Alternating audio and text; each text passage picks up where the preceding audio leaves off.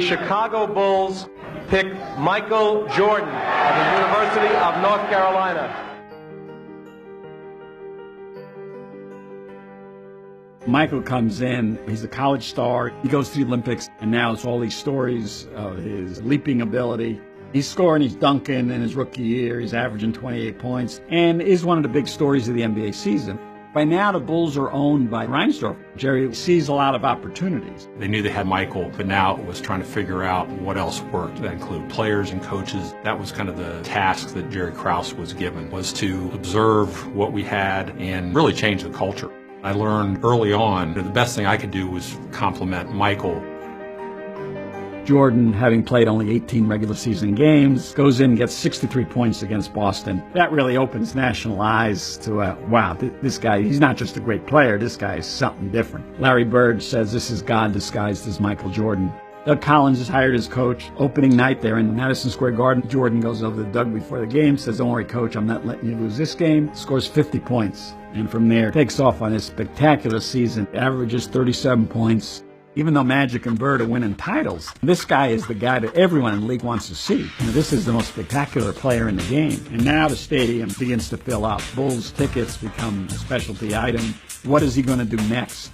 The Bulls really enhance upon that. They put together a show that becomes iconic. The Bulls introductions, the Bulls game presentation, things that are going around in the Chicago Stadium. Nobody had done this. This is it's practically unheard of.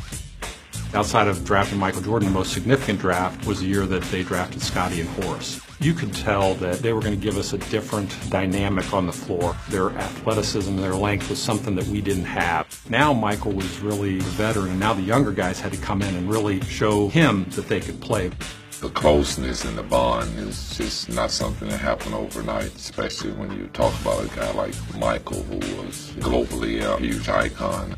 We just needed that time to bond as not only teammates, but as friends.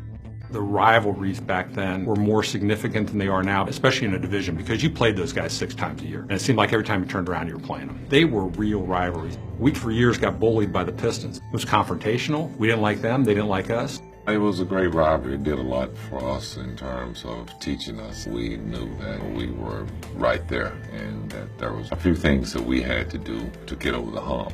It wasn't kind of just handed to us. We had to take our lumps along the way. Every year we seemed to find a little bit more cohesiveness as a team, but it was a process and it involved Doug Collins kind of doing his thing for 3 years, getting us to a spot when hiring Phil Jackson, and his teaching and coaching that gave us a little impetus to get to another level.